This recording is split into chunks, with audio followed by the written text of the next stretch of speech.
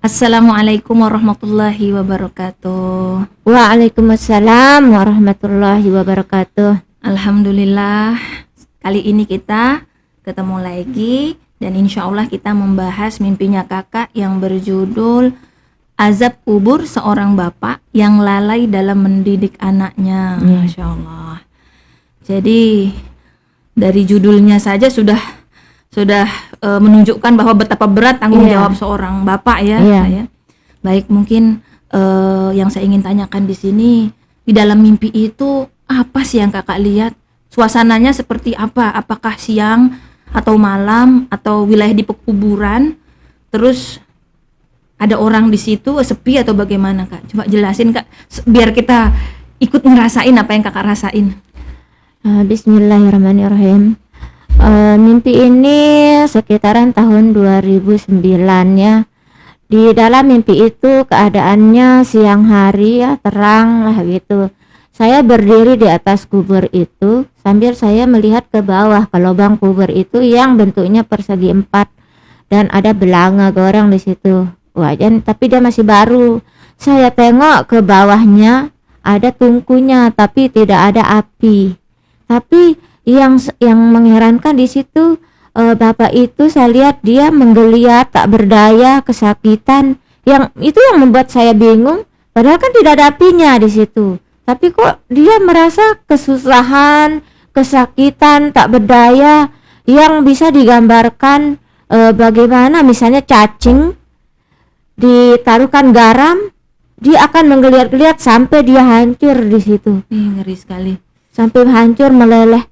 Itu lebih dari itu yang saya rasakan sendiri, keperihannya, kesakitannya dia. Sedangkan dalam merasa saya, dia kesakitan, tapi rasanya dia orang baik gitu. Dia orang baik. Baru saya dipahamkan bahwa bapak ini adalah dia seorang guru agama lah ya. Dia mengajarkan orang, dia juga mengajarkan anaknya. Tapi dalam rasa saya dia mengajarkan anaknya hanya sebatas ucapan, dia menyuruh sebatas menyuruh tapi tidak mengawasi. Nah, yang ditekankan di sini mengawasi dan menuntun gitu anaknya dengan sesungguh-sungguhnya gitu. Dengan semaksimalnya. Semaksimal lah gitu. Itu yang saya rasakan dan bagaimana saya sebelumnya juga kan saya sering mimpi tentang azab kubur, melihat orang yang meninggal. Jadi di situ yang paling melekat di sini kenapa saya mencatatnya, karena ini sangat penting sekali bagi seorang bapak. Seorang bapak itu punya tanggung jawab besar terhadap anak-anaknya di situ. Betul. Jadi bapak itu betul-betul merintih ya, menahan sakit karena dalam mimpi itu kakak mengatakan bahwa rasanya anaknya yang masih hidup itu masih melakukan perbuatan yang dilarang oleh agama seperti itu. Tapi di dalam rasa itu bukan ketika dia meninggal baru anaknya masih melakukan itu, tapi dalam hal ini ketika dia di masa hidupnya dia tidak sepenuhnya mengajarkan anaknya, sehingga beban tanggung jawab yang dulu dia pikul itu yang membuat dia menjadi seperti itu, merasa tersiksa gitu di situ ya. Mungkin saya kan tidak melihat bagaimana malaikat menyiksa dia, saya tidak melihat, hanya dia di atas wajan yang besar, sedangkan wajan itu bersih, masih baru dan tidak ada api, tapi dia merasakan sakit yang luar biasa, melebihi bagaimana sakitnya seekor cacing yang ditaburin garam, melebihi itu perihnya dia gitu. Sedangkan itu dalam rasa saya itu masih tak sebanding dengan bagaimana seorang bapak yang tidak memperhatikan anaknya dalam mendidik anaknya tentang agama gitu. Berarti di sini konteksnya adalah ilmu agama, ilmu tauhid dan ada di situ dosa jariah juga di situ mungkin ya, di situ yang harus dipikul juga di situ. Artinya di sini yang saya tangkap dari penjelasan kakak bahwasanya alasan utama bapak itu tersiksa di dalam kuburnya, yang bisa kita katakan mungkin salah satu bentuk azab kubur, yaitu karena selama Bapak ini hidup di dunia, Bapak ini tidak maksimal dalam mengontrol, mengawasi dengan sebenar-benarnya mendidik anak ke dalam untuk mematuhi Allah, bukan hanya sekedar dinasehati saja, sekedar nasihat, ucapan saja. Dan ternyata nasihat dan ucapan itu tidak cukup. Benar-benar harus diiringi dengan upaya yang keras dalam mengawasi, mengontrol, mencegah.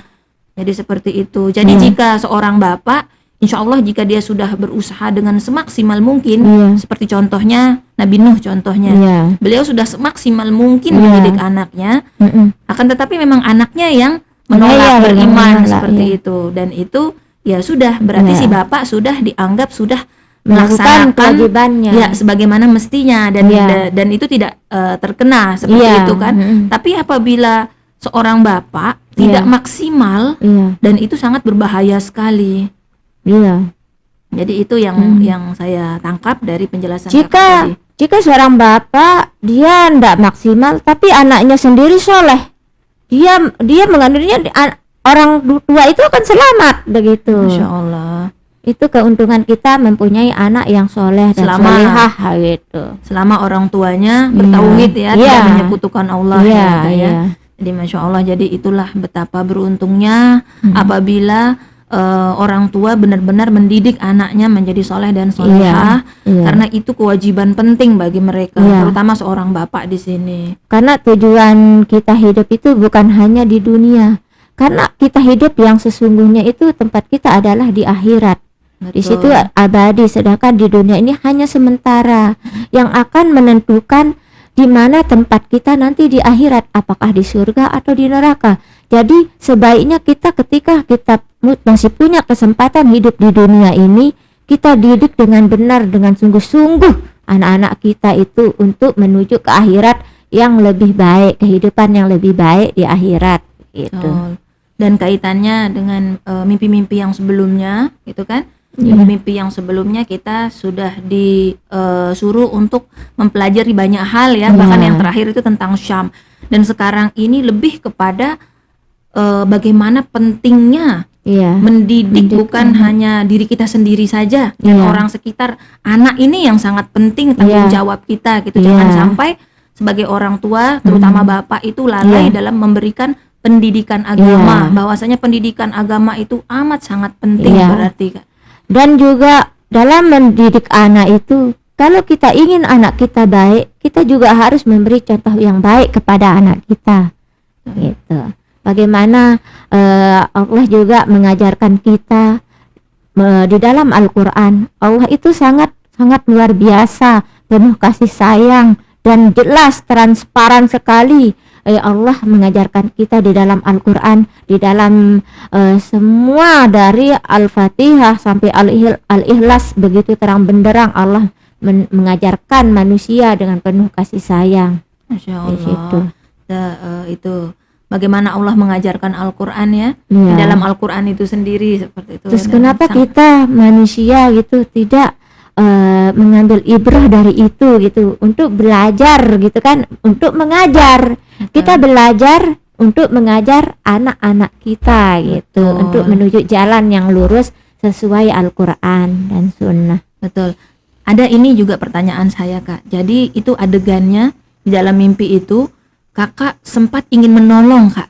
Apa rasanya Kakak? Ada suasana hati Kakak seperti apa saat melihat Bapak itu, dan kasihannya itu seperti apa? Saya iba, saya melihat dia tak berdaya di situ kan, tapi saya bingung juga apa yang membuat dia kesakitan di situ kan, karena tadi udah dipahamkan saya penyebabnya itu, tapi saya masih dalam kebingungan bagaimana cara saya menolong dia. Saya ulurkan tangan saya duduk, saya ulurkan tangan saya, tapi tangan saya tidak sampai untuk menjangkau tangannya. Dia juga menaikkan tangannya di situ, ingin menggapai tangan saya tapi tidak nyampai. Yang hikmah yang saya dapatkan, yang bisa membantu menolong menolong orang tuanya adalah anak-anak yang soleh. Anaknya sendiri, anaknya yang soleh gitu. Jadi itu jadi rasanya kayak apa ya, suasana yang melihat orang yang kesakitan hingga kakak Iya. terasa rasa kesakitan itu. Iya. Kemudian kakak juga merasa iba, tapi Iya. karena kakak adalah orang lain, kakak tidak Iya. bisa menolongnya, Iya, gitu kan. benar. Dan ketika terbangun begitu besar rasa bahwa betapa besar tanggung jawab sebagai orang tua, terutama seorang Iya. bapak di sini. Iya. Dan keuntungan kita mempunyai anak soleh, insya Allah dialah yang akan menarik kita untuk masuk ke surga gitu. Amin, insyaallah. Amin. Selama orang tuanya Insya Allah. bertauhid ya, Iya, Kak ya. iya. Amin, alhamdulillah. Jadi Alhamdulillah. luar biasa sekali hikmahnya mimpi ini, Kak. Jadi di sini kita dikasih pelajaran bahwa kita harus benar-benar mendidik anak-anak agar patuh kepada Allah. Iya. Jadi Agar menjadi anak yang soleh dan solihah, Ya, patuh betul. kepada Allah, berbakti kepada kedua orang tuanya. Betul. Jadi jangan luput dalam Iya. bagaimana mereka juga benar-benar memahami ilmu agama ya, Iya. agar hidup dalam cahaya lah, Iya. terang benderang. Baik, mungkin itu aja dulu, Kak ya. Iya, Kita podcast kita yang berjudul Azab Kubur ini. Iya. Insya Allah di lain waktu kita sambung lagi di pembahasan tentang mimpi yang berikutnya. Wabillahi taufiq wal hidayah. Wassalamualaikum warahmatullahi wabarakatuh. Waalaikumsalam warahmatullahi wabarakatuh.